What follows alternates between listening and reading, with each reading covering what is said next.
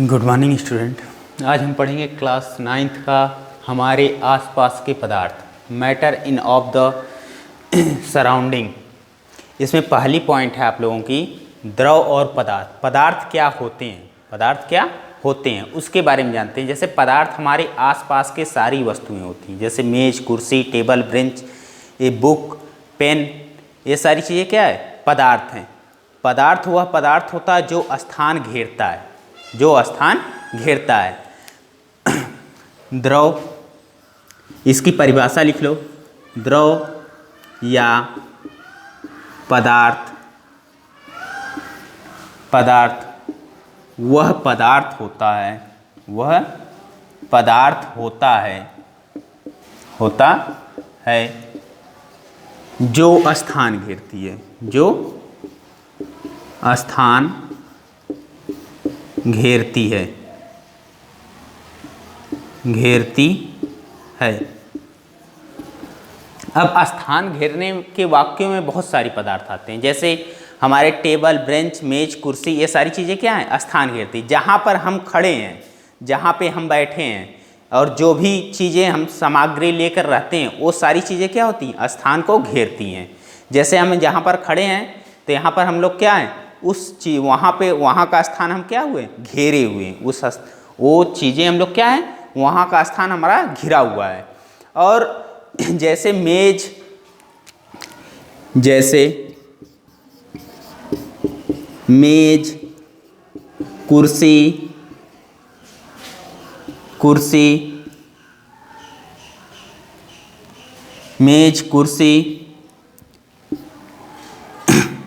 मेज, कुर्सी, कॉपी,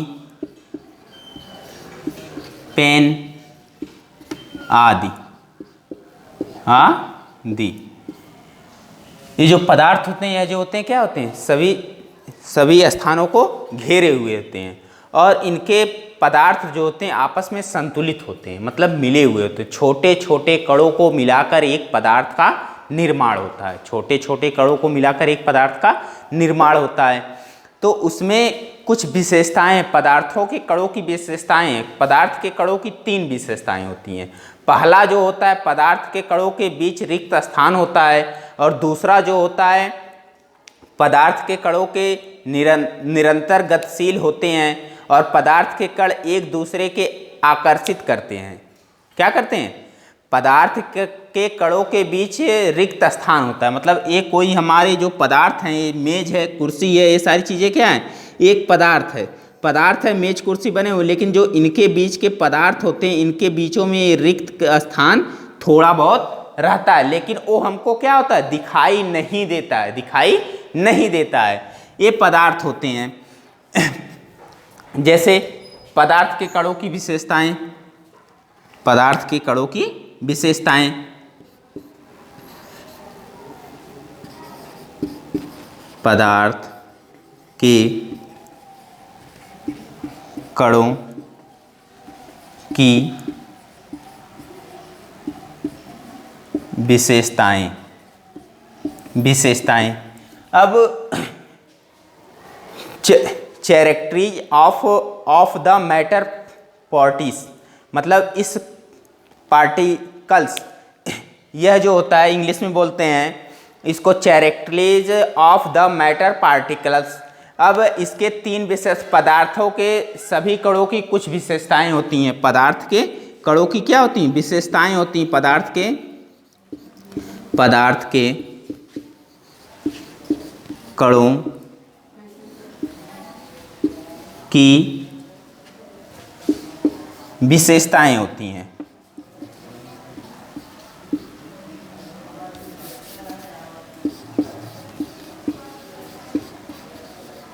विशेषताएं होती हैं। ये इनकी 3 विशेषताएं होती हैं। पहली जो होती है वो हमारा पदार्थ क्या है, पदार्थ के स्थानों के बीच रिक्त स्थान होता है। पदार्थ के बीच क्या होता है, रिक्त स्थान होता है। पदार्थ के बीच रिक्त स्थान होता है, दूसरी पॉइंट हमारी है पदार्थ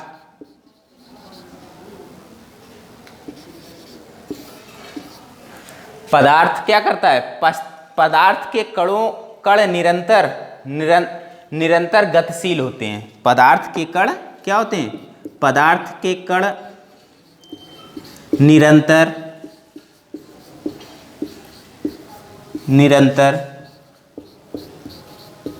गतिशील होते हैं। इसका मतलब जैसे पदार्थ के बीच रिक्त स्थान होता है। हम बोले तुम लोगों के जैसे कोई भी मेज कुर्सी टेबल होता है, वो चीज़ें क्या होती हैं? उनके बीच में कुछ पदार्थों से मिलकर वो मेज कुर्सी टेबल अन्य चीज़ें क्या होती हैं? बनी होती हैं।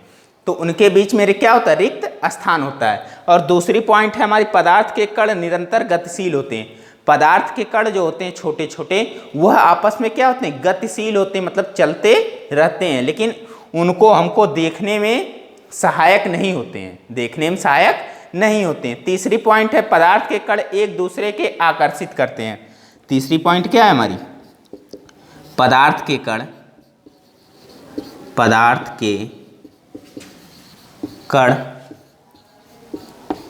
एक दूसरे को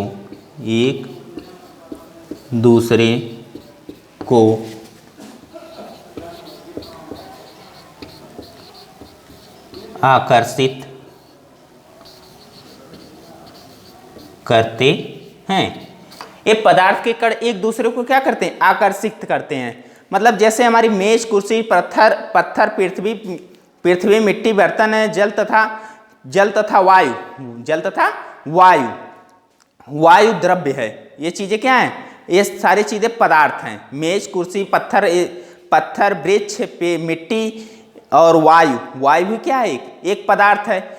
ये सभी पदार्थ स्थान को क्या करते हैं? घेरते हैं। जैसे इसमें दो चीजें होती हैं, हमको एक चीजें होती हैं जो उसको देख नहीं पाते कि वह स्थान घेर रही है। जैसे वायु जो होती है हमको दिखाई नहीं देती है कि यह स्थान घेरती है, लेकिन उदाहरण के तौर पे हम लोग ले सकते हैं। जैसे एक गुब्बारे में हम लोग हवा को क्या करते हैं? भरते हैं, और भरते वक्त जो होता है गुब्बारा वह क्या होता है? फूलता है। वह गुब्बारा जो होता है फूलता है। फूलने की वजह से हमको ये पता चलता है कि उसमें जो हम लोग वायु भर रहे हैं वह स्थान को क्या कर रहा है? घेर रहा है। वह स्थान को क्या कर रहा है? घेर रहा है। वह स्थान को घेर रहा है। इस तरह से हम लोगों को मतलब पता चलता है कि वायु भी एक पदार्थ है जो हमारे स्थान को क्या करता है? घेरता है। जैसे भार जो होता है, जैसे कोई भी चीज़, इससे हमको यह पदार्थ, जैसे वायु या कोई भी चीज़ होती है, उससे हमको यह पता चलता है कि वायु के पदार्थों के अंदर भार होता है। पदार्थों के अंदर क्या होता है? भार होता है। पदार्थों के अंदर भार होता है। वह भार जो होता है वह नापने तौलने से ही पता चलता है कि उसका भार कितना है। तो यहाँ पे है भार तथा द्रव्यमान।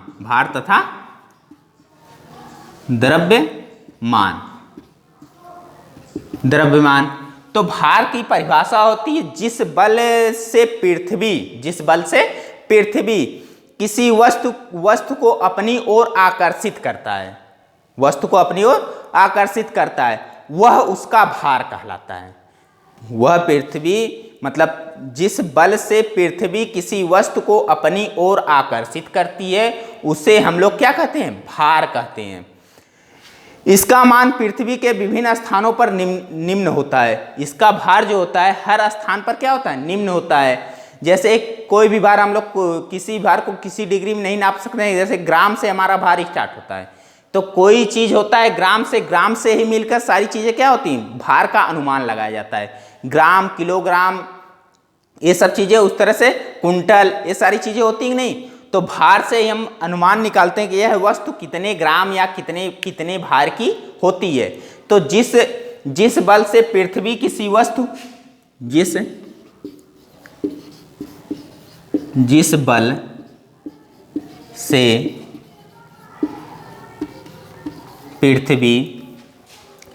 बल से पृथ्वी किसी वस्तु को अपनी ओर आकर्षित करता है। जिस बल से पृथ्वी अपनी ओर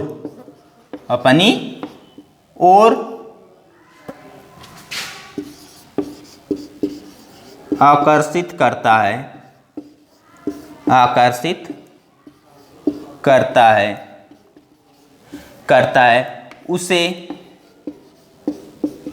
उसे भार कहते हैं। उसे क्या कहते हैं? भार कहते हैं। अब पृथ्वी जो होती है हमारी क्या होती है? पृथ्वी जो होती है किसी भी वस्तु को फेंकने पर ऊपर की तरफ क्या आती है? वह नीचे आती है। ऊपर की तरफ अगर कोई पेन या कुछ भी चीज़ें, अगर कोई भी चीज़ें हम लोग ऊपर की तरफ फेंकते हैं तो पृथ्वी क्या करती है? अपनी तरफ क्या करती है?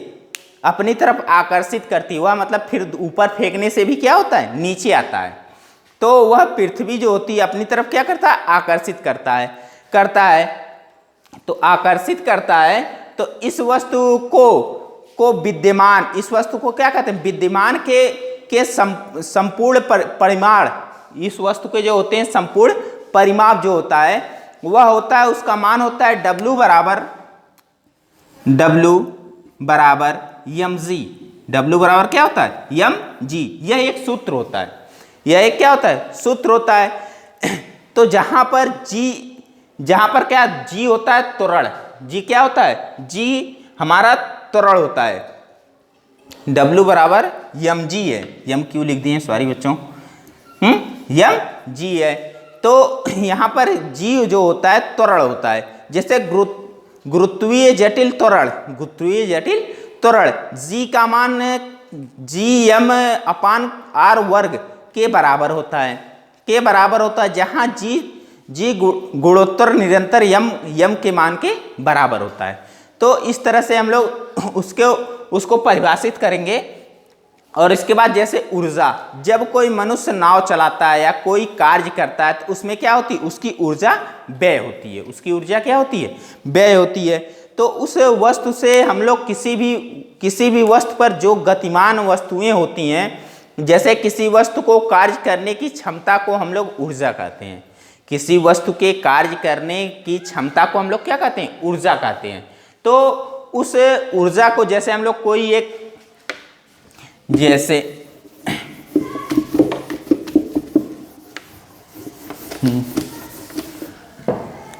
यहाँ पे ऊर्जा है, तो ऊर्जा क्या होता है? ऊर्जा को हम लोग इंग्लिश में एनर्जी बोलते हैं। क्या बोलते हैं? एनर्जी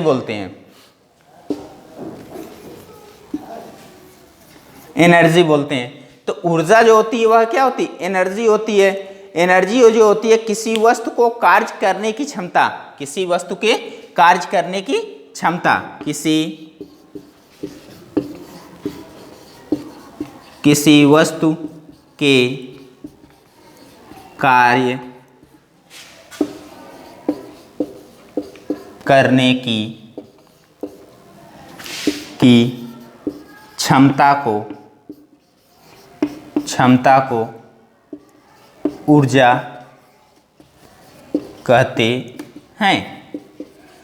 कहते हैं। तो इसमें जो होता है ऊर्जा जो होती है हमारी व्यय होती है। किसी वस्तु को मान लो हम कोई एक टेबल है या बेंच है, किसी भी चीज़ को हम लोग एक धक्के की सहारे से मतलब धक्का लगा रहे हैं उस पर, तो हमारी उसमें ऊर्जा क्या हो रही है? व्यय हो रही है, मतलब खत्म हो रही है। उसमें हमारी ऊर्जा क्या हो रही है? व्यय हो रही। तो वही जो ऊर्जा लगे हुए मतलब किसी स्थिर वस्तु को किसी दूसरे वेग में परिवर्तन कर दे, मान लो पेन है, हम एक जगह रखे यहाँ पे है और यहाँ से अगर धक्का दिए वो आगे चली गई, तो उसमें हमारी क्या हुई? ऊर्जा व्यय हुई। उसमें हमारी ऊर्जा व्यय हो रही है। तो उस ऊर्जा जो हमारी व्यय हो रही है उसी को हम लोग कहते हैं ऊर्जा, मतलब ऊर्जा व्यय। किसी वस्तु की ऊर्जा का यहाँ पर हम लिखे हैं किसी वस्तु के कार्य करने की क्षमता को ऊर्जा कहते हैं। किसी वस्तु के कार्य करने की क्षमता को क्या कहते हैं? ऊर्जा कहते हैं। तो यहाँ पे हम लोग ऊर्जा जो होती है यह किसी वस्तु या किसी वस्तु पर कार्य करने की क्षमता को हम लोग ऊर्जा कहते हैं। जैसे इसको बोलते हैं द्रव्यमान तथा ऊर्जा में संबंध।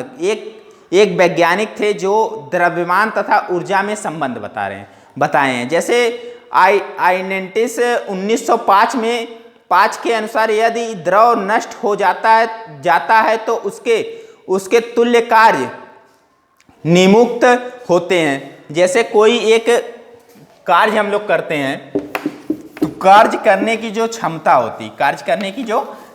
होती है वह ऊर्जा हमारा क्या करता है, व्यय करता है। जो हमारा कार्य जो हम लोग काम करते हैं वह उससे हमारा ऊर्जा क्या होता है, व्यय होता है। तो व्यय की गई ऊर्जा को हम लोग क्या बोलते हैं,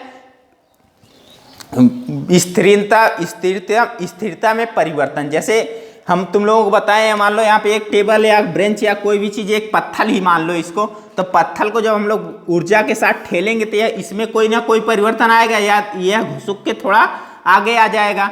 जो आगे आया हुआ क्रम होता है उसे हम लोग अपनी ऊर्जा का व्युत्क्रम कहते हैं, मतलब यह ऊर्जा का परिवर्तन कहते हैं। तो इस तरह से हम लोग करेंगे। तो इसमें अवस्थाएं होती हैं, क्या होते हैं, अवस्थाएं होती हैं। तो अवस्थाएं क्या क्या होती हैं, तो यहाँ पर अवस्थाओं को हम लोग देख लेते हैं। जैसे द्रव्यमान की ऊर्जा जो है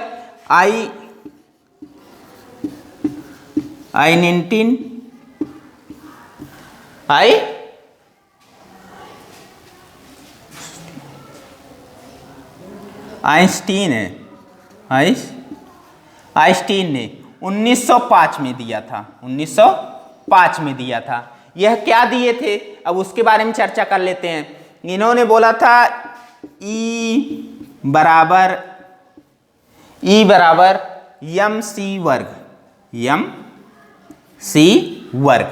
तो यहाँ पर उसके जैसे E बराबर जो होता है, E बराबर उत्पन्न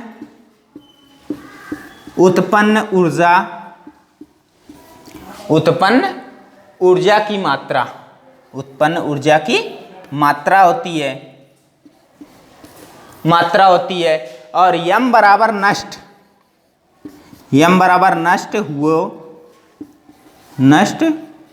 हुए ऊर्जा, नष्ट हुए क्या है, ऊर्जा या द्रव्यमान, नष्ट हुए ऊर्जा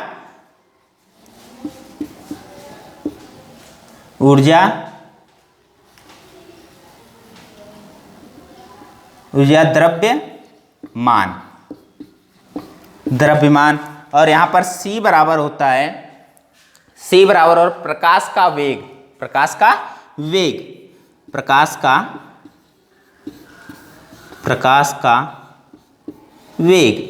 तो यहाँ पे प्रकाश का वेग का मान जो होता है, प्रकाश के वेग का मान जो होता है वह होता है 3 गुणे 10 की पावर 3 गुणे 10 की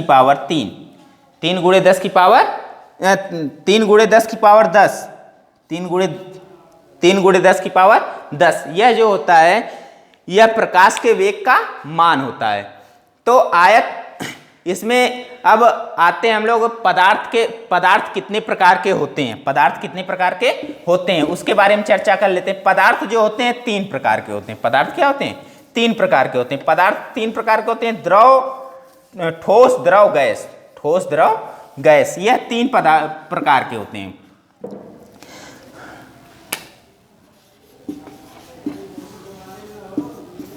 पदार्थ के प्रकार, तो पदार्थ जो होते हैं वह 3 प्रकार के होते हैं। पदार्थ 3 प्रकार के होते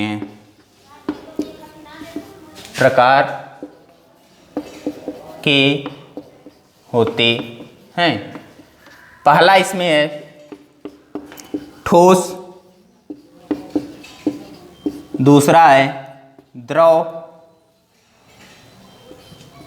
और तीसरा है गैस। ये 3 पदार्थ होते हैं।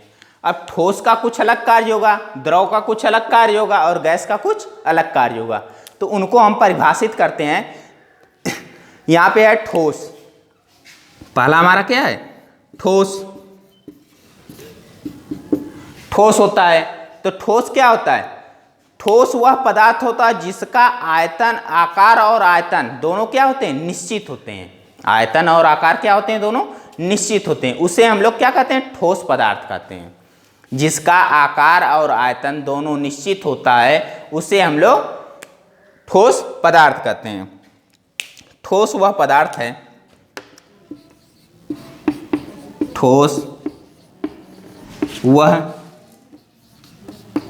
पदार्थ है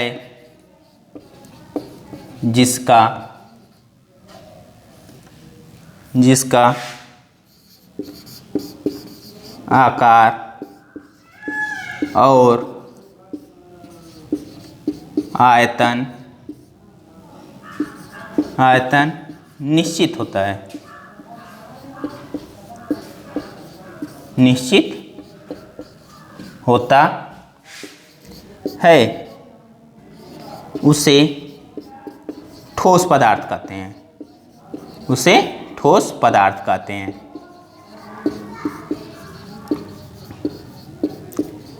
उसे ठोस पदार्थ कहते हैं। जैसे मेज, कुर्सी, पेन, पत्थर आदि। ये सारी चीजें क्या है, ठोस पदार्थ हैं। जैसे मेज, कुर्सी, टेबल है, कुर्सी, पत्थर और ये सारी चीजें क्या है, ठोस पदार्थ हैं। अब इसको हम लोग ठोस अवस्था भी कह सकते हैं, द्रव अवस्था भी कह सकते हैं और गैस अवस्था भी कह सकते हैं। तो इसमें फिर उसके बाद हमारा दूसरी पॉइंट है द्रव्य। दूसरी पॉइंट क्या है, द्रव्य।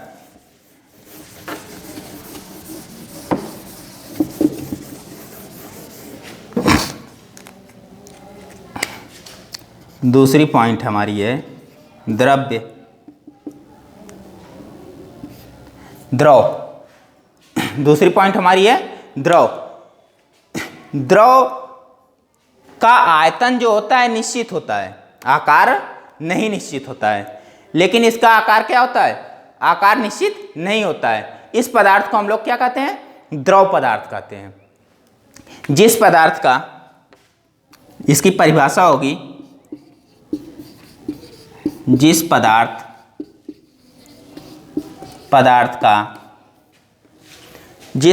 का आयतन तो निश्चित होता है, जिस पदार्थ का आयतन तो निश्चित होता है पर आकार निश्चित नहीं होता है, निश्चित नहीं होता है, उसे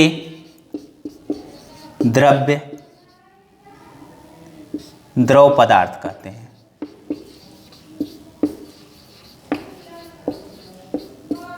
पदार्थ कहते हैं।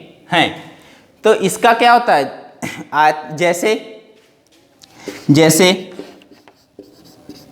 जैसे हम लोग जल, दूध, ये सारे जो पदार्थ होते हैं, जल, दूध, तेल, ये सारे पदार्थ क्या होते हैं, द्रव पदार्थ कहलाते हैं। तेल आदि। अब देखो, जल जो होता है यह एक पदार्थ होता है जिसमें हम लोग अगर चीनी का पदार्थ या कि कोई और पदार्थ अगर मिलाते हैं, नमक मिलाते हैं या और कोई चीज़ें मिलाते हैं, तो वह पदार्थ जल में क्या होता है, मिश्रित हो जाता है, मतलब मिल जाता है। और दूध में भी वही चीज़ें होती हैं। दूध में भी अगर कोई चीज़ें हम लोग मिलाते हैं तो वह भी क्या करता है, घुलनशील कर देता है, मिला देता है। और तेल इसमें देखो परिवर्तन बहुत तेजी के साथ आता है। मान लो अगर हम लोग पानी को नीचे गिराते हैं तो बहुत तेज फैलता है, वह बहुत तेज फैलता है। इनके कण जो होते हैं बहुत पास नहीं होते हैं। इनके कण जो होते हैं क्या होते हैं, पास नहीं होते हैं। और दूध का भी वही कण होता है, मतलब दूध भी अगर डालते हैं तो क्या होते हैं, उसमें भी कण बहुत तेज फैलते हैं। और तेल जो होते हैं इनके कण बहुत पास पास होते हैं, इनके कण क्या है, बहुत पास पास होते हैं।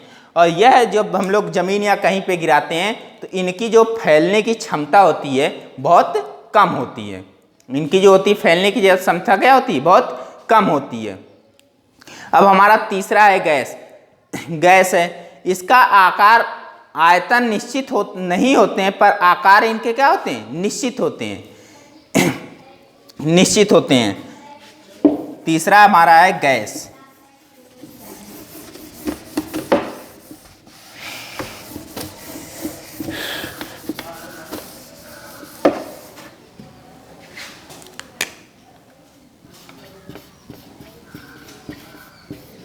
तीसरी पॉइंट हमारी है गैस। द्रव्य की वह अवस्थाएं जिसमें आकार आयतन तथा आकार निश्चित नहीं होते हैं, आकार और आयतन निश्चित नहीं होते हैं, लेकिन उस पात्र में आयतन जितने आकार होते हैं उसके क्या होते हैं, निश्चित होते हैं। आकार जैसे होते हैं जिसमें उसे रखा जाता है, गैस अवस्थाएं कहलाती हैं। मतलब द्रव वह अवस्था है, गैस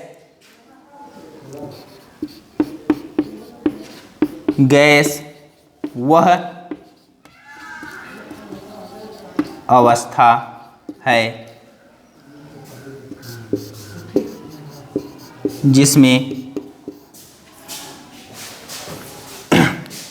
जिसमें आकार निश्चित नहीं होते हैं, जिसमें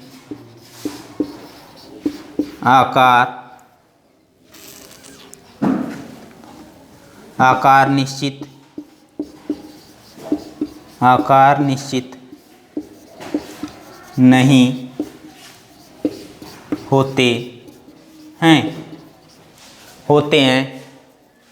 होते हैं, लेकिन उस पात्र का आयतन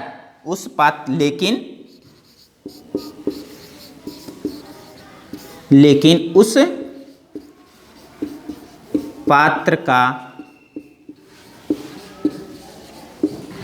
आयतन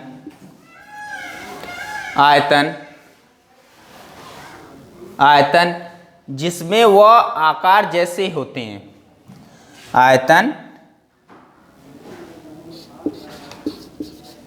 जिसमें आकार जैसे होते हैं उसे गैस कहते हैं। अब यहाँ पर हम बोल रहे हैं जिसके आकार जो होते हैं वह क्या होते हैं, वह आकार निश्चित नहीं होता है। मतलब गैस जो होता है वह खुले वातावरण में दौड़ता रहता है, फैलता रहता है। तो जैसे यहाँ पर जैसे वायु है, जैसे वायु, गैस,